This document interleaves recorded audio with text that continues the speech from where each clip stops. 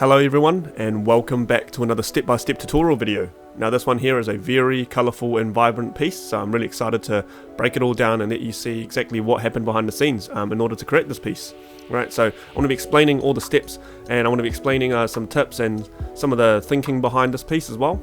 So hope you guys enjoy this one, so let's get right into it.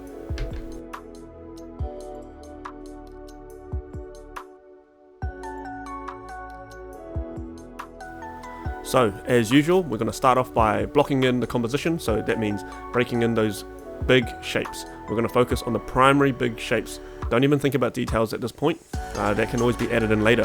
What you want to do is focus on the big shapes, the overall composition, and nail those down first, and get a rough idea of what colors you're going to be using.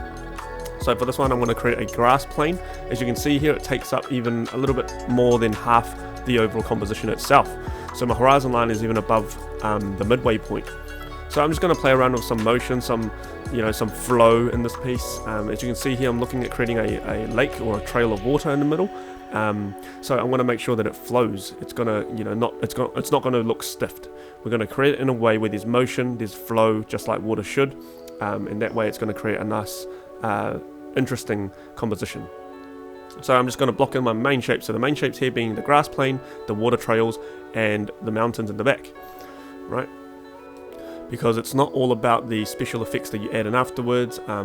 It's your design language, the shapes, the way your composition flows. That's what creates movement, right? It's, some people might think that movement might come from like a simple motion blur. That helps, but your main part of your artwork that's going to create that motion is your design language. It's your shapes and the way you create your shapes. So something really important to keep in mind. Now we're going to add some lighting details into our mountains here. As you can see, I'm using a very saturated bright red, and this goes and connects with the way I'm having my palettes. So I want to go with some cool shadows and some warm lights, and that very much applies in this case. And having this red and blue contrast is one of my favorite things to do, because it just creates a really interesting contrast, and it's so different but works so well if you land the values, right? So I'm just going to create that there, and keeping in mind of where the lighting might be coming from. I'm still trying to decide whether the lighting is going to come from the center area or it's going to come from one of the sides. So we're going to play around, and it's, I'm going to have the lighting coming from the left hand side here. So I'm going to be casting those shadows to connect with that, and to make sure that it's shown in that way, that the light is coming from that direction. Now to really show the point of where the lighting is coming from, we're just going to add in a touch of yellow into the reds there. Not too much, just keep it really, really subtle, but enough to be seen.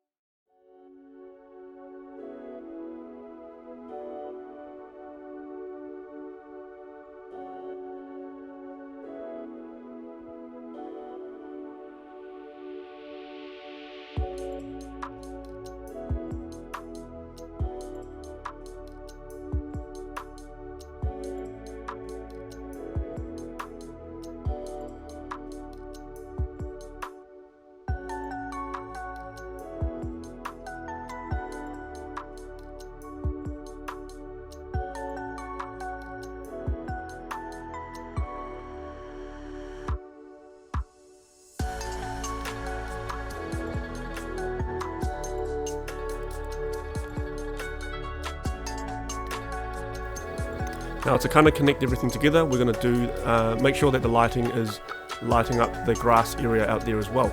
Now you can see here, I'm just going to keep like a little strip of lighting across the grass plane there, because I want like the midground and the foreground here to be quite dark, so it really enhances and shows the way the lighting scenario is working.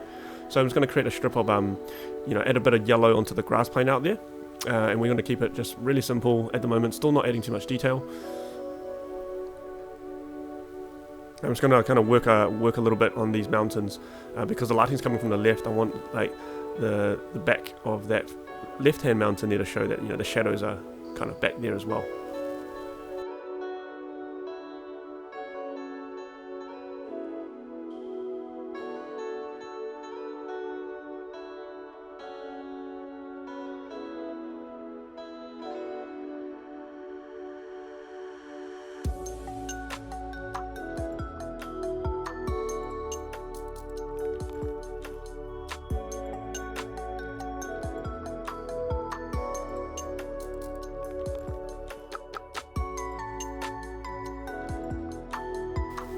Now we're going to create a foreground, and we're going to keep it dark, still using like a darker blue. Like I said, the shadows being more on the blue tones.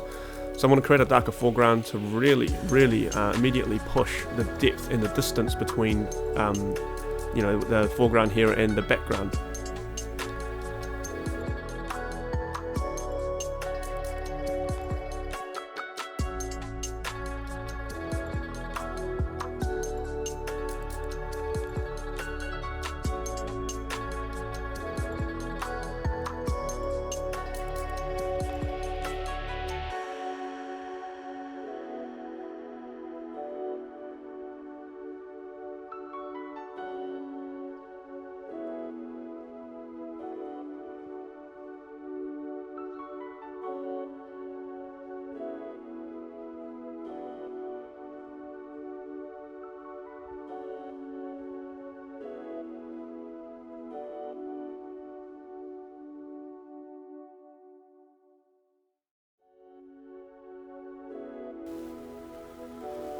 So you can basically see how the lighting scenario is working now.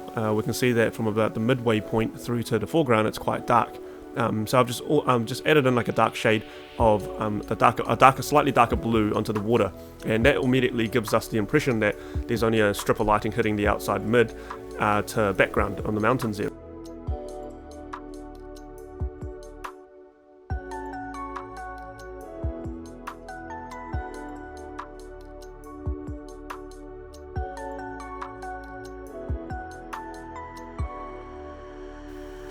Now we're just going to light up the sky in the background a little bit, add a touch of yellow to it, and then we're going to add in some more distant mountain back there. So we're still using the same tones, so the blue, but we're going to make sure that the values are a bit lighter, as it should, due to the atmosphere and distance. So we're going to use a lighter value of that blue, and if you want to add more, do the same thing again, but use a lighter one, and then just create a new layer behind each element and just keep lapping on. But just know that you should find a good balance for this. You don't want to overdo it. You don't want to add too much. So just add what's necessary and what works, and find a balance for that.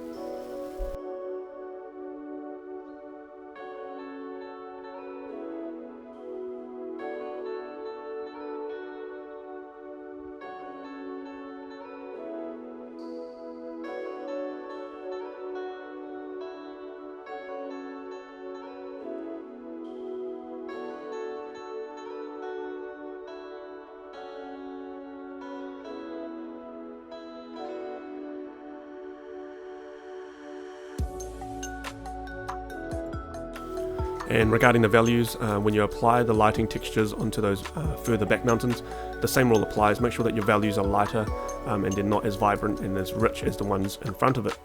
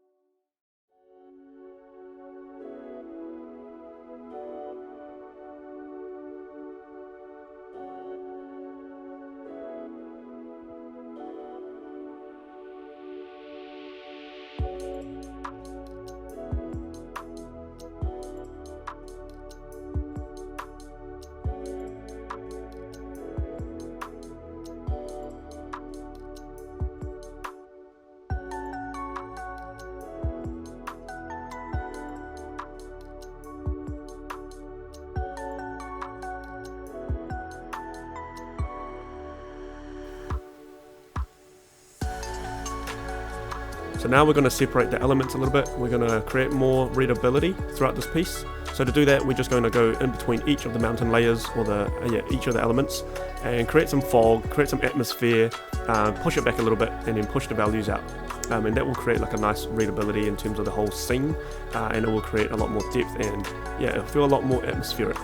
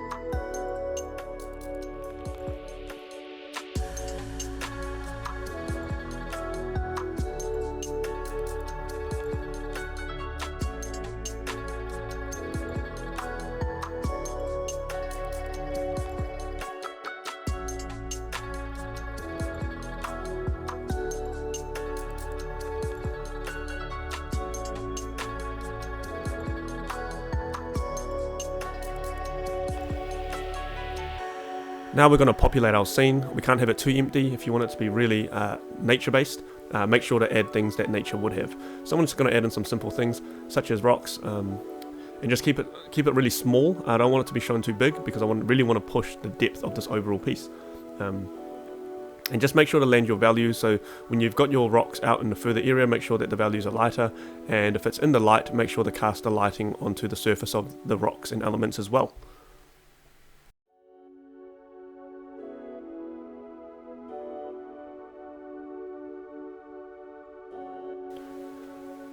So to continue populating the scene, we're going to add in some trees. I'm going to make these quite big compared to the rocks, because I really want to show that these trees are much bigger in scale, despite it still being small. Right, so in comparison, we're going to play with scale.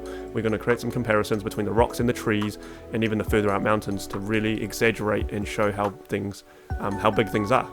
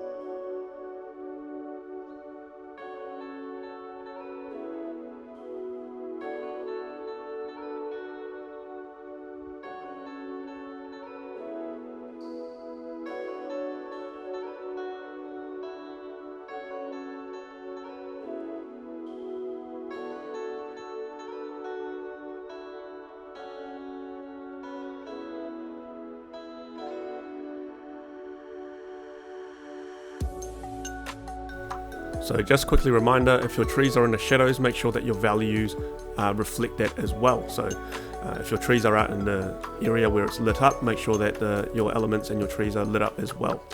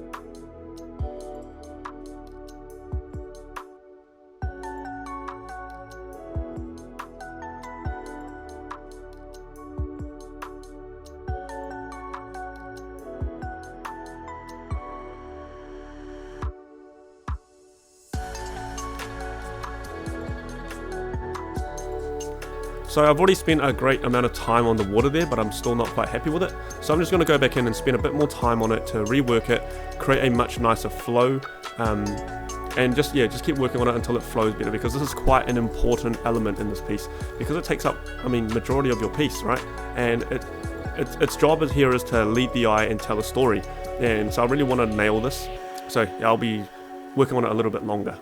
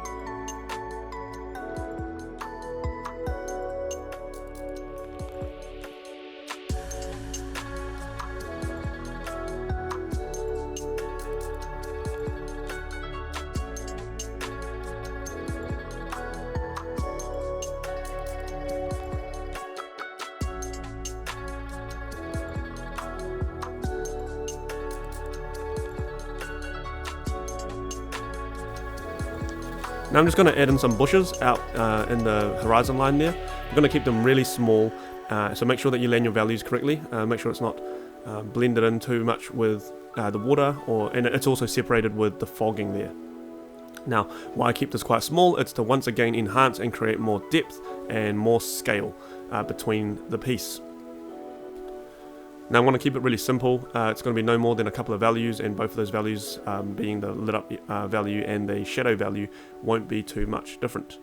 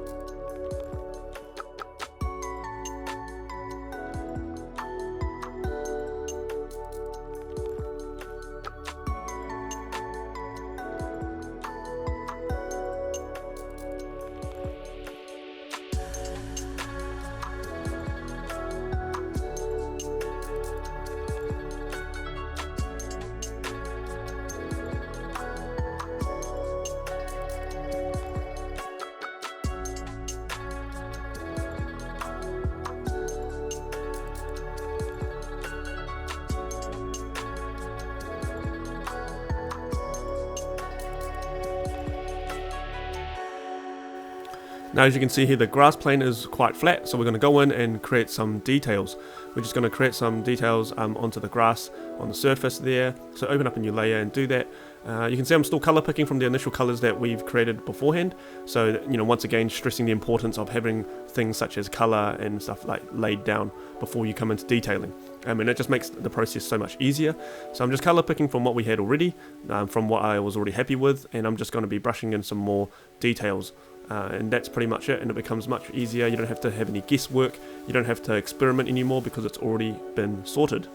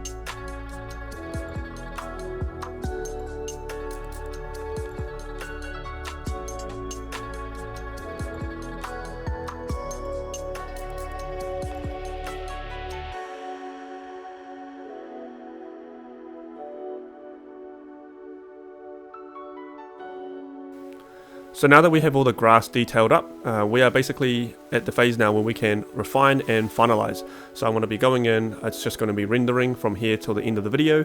It'll be touching up and all that kind of good stuff, just to finish it off and polish it up a little bit.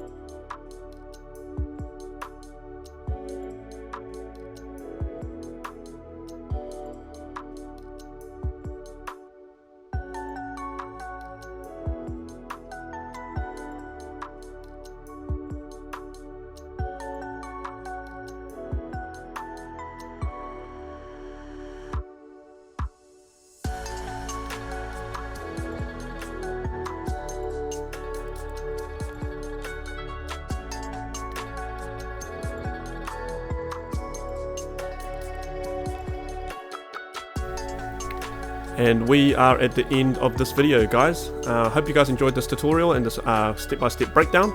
I know this piece can be quite tricky, but if you understand your cools and your warm tones, and you lay out your main shapes and you block out your main colors first, it can make the job so much easier and way less complicated. And so thank you guys for your support, and I hope to see you guys back for the next video.